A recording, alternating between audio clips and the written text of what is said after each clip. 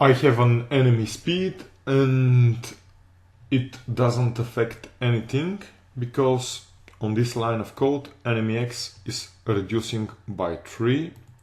I can change this 3 to enemy speed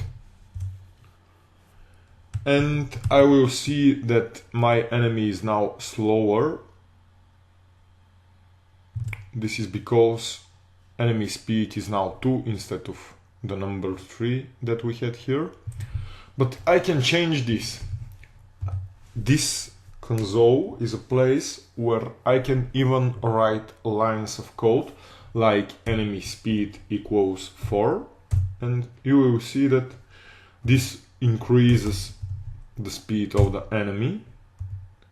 I can even make it much bigger number, and yeah, this is going to be a difficult game for the player because I cannot really jump over the enemy, and yeah, if I try to move. So apparently speed 15 is going to be too much. The player does not want to write lines of code here. I don't know if you know any game with such a gameplay. So of course I don't want you to make this.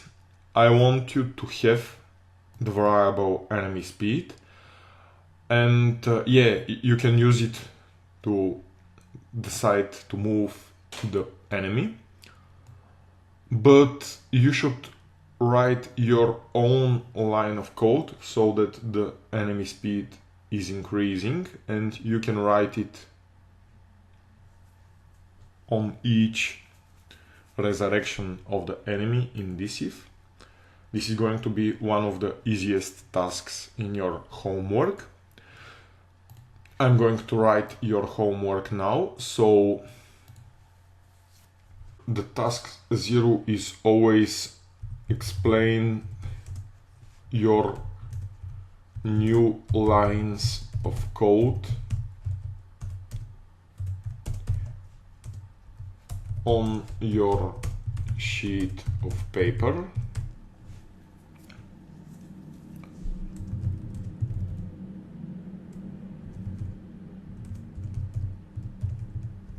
So this is always the most important thing, and I really want you to have a sheet of paper with all our knowledge. Task 1 is prevent the player from going over the playing field. I have written code for this in the beginning of our lesson, but I didn't like it. So you should write totally different if or totally different place. Your second task is increase enemy speed with each enemy resurrection.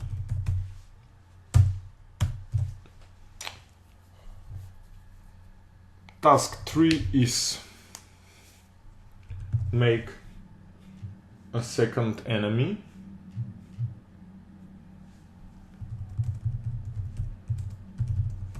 I want the second enemy also to go from right to left, but on different Y's and perhaps with a different speed. Your fourth task is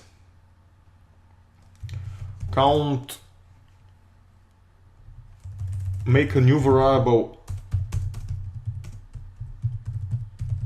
score which increases with each time enemy moves through all the playing field and resurrects. This is because the player should be cheered that he has survived the enemy. make each time enemy resurrects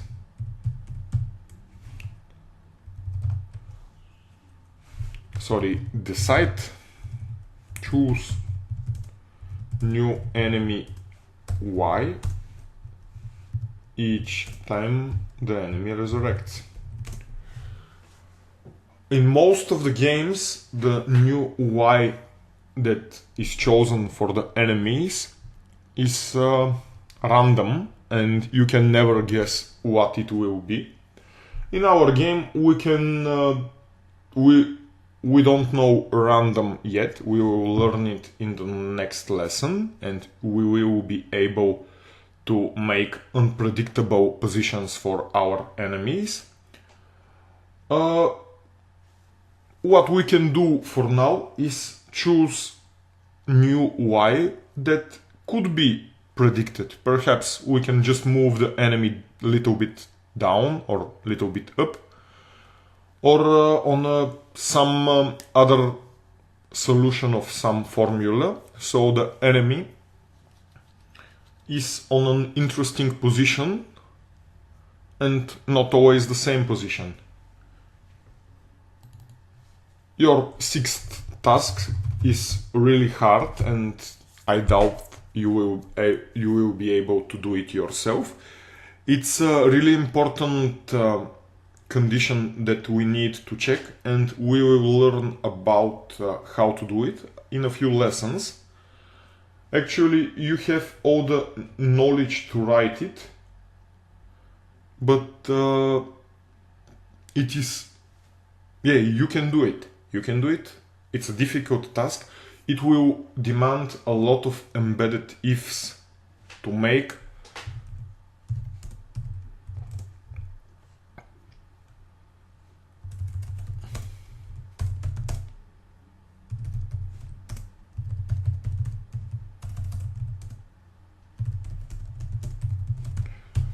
To make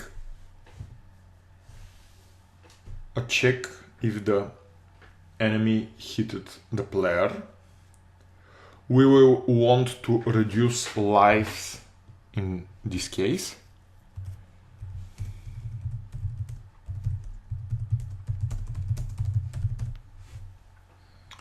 We will also want to reduce lives of the player in one more case. Your first task, prevent the player from going over the playing field, could have simple addition to it. 1A could be, if the player tries to go over the playing field,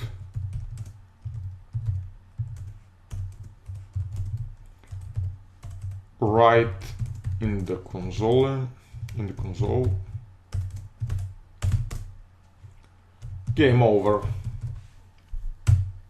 You can also do one more thing if the player is trying to go too much up.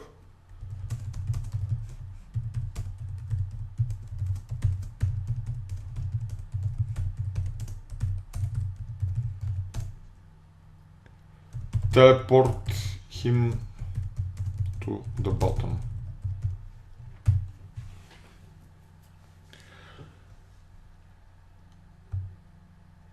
So you can make your own variable lives and reduce lives in this case, and reduce lives if you can make task 6 to check for a collision between the enemy and the player.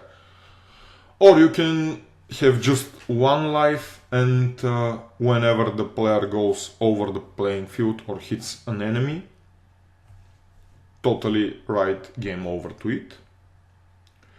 So those tasks are the tasks for your homework. I hope you like it and you succeed with all of them. Try to do them without any help from a different guy around you that knows a lot about programming. In the next lesson we will discuss some of those tasks.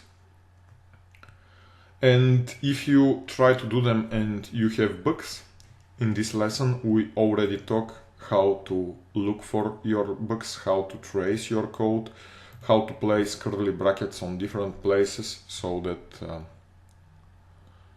some of the ifs are embedded or not, how to write console walks that are not needed by the player but helpful to the programmer.